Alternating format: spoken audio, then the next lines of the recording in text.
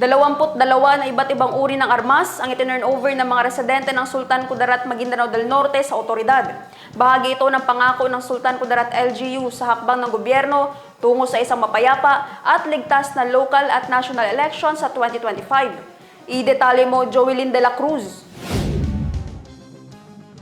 22 na iba't ibang uri ng armas ang itinurn over ng mga residente ng Sultan Kudarat, Maguindanao del Norte sa otoridad sa isang seremonya sa Municipal Hall kaninang umaga.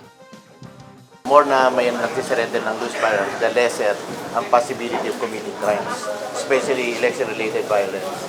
So, this is a good indication na ma-assure natin na yung darating na election will be peaceful. And we're still hoping that others will still surrender their loose firearms. Of course, with the help of our PNP counterparts and the support of the local, the mayor of Sultan Kudarat. Collaboration between the three sectors, the security at saka siyempre sa ating mga barangay officials.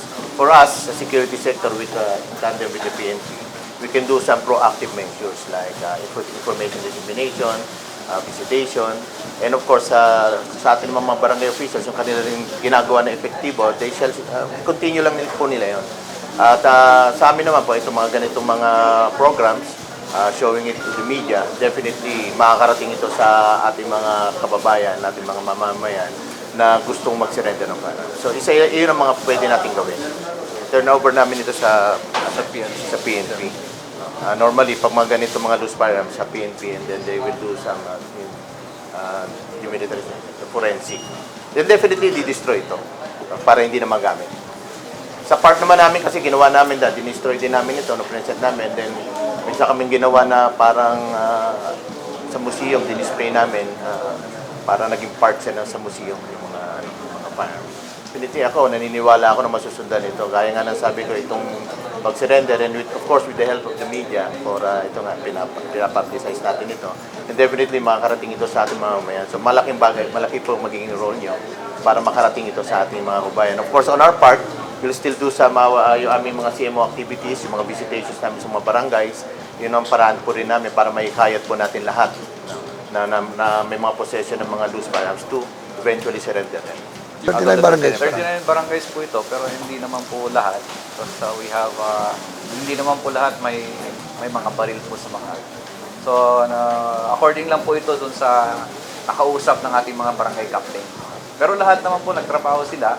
Iniisa-isa po nila yung ating mga kababayan, mga population ng every barangay. Pero ito lang po yung nag-surrender po. Yung mga nakausap natin ng mga barangay captain natin, mostly tinatago lang nila ito for their own protection.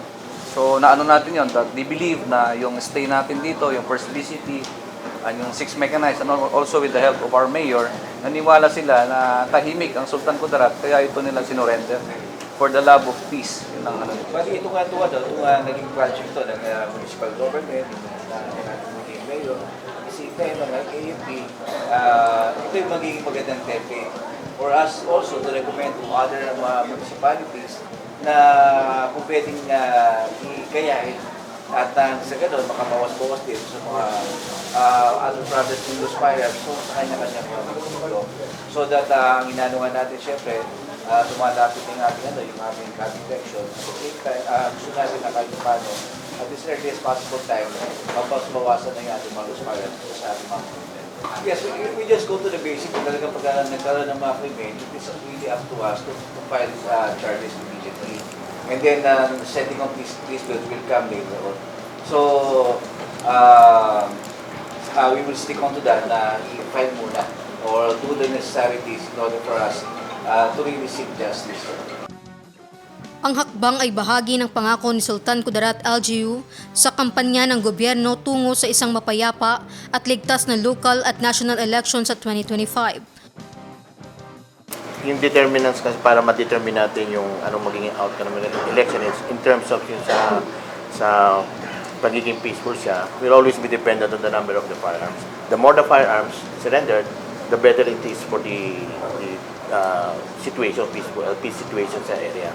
So we look at this, kung ito yung mag-continue, definitely mag-lower yung yung probability of having a election-related violence. Kasi when we talk about election-related violence, normally it goes with the firearms. Yun ang nakikita natin. So, ito, nakikita ko, kung tuloy-tuloy natin ito, of course, with the help nga kung sa amin is we just facilitate. And the main job is, of course, yung ating mga barangay officials inikayat natin yung ating mamamayan na mag-surrender. So ako nakikita ko, magtuloy-tuloy ito, parami ito.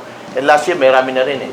So hopefully, ito yung continuing program din ng AFP sa nalalapit na election. So other than the military operations, ito yung non-military operations naman ito. But definitely, we see a very peaceful election.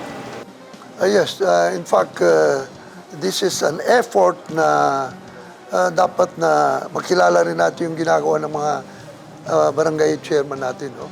Na kung ano man ang inutos natin sa kanila para sa kapayapaan ng munisipyo ay ginagawa nila.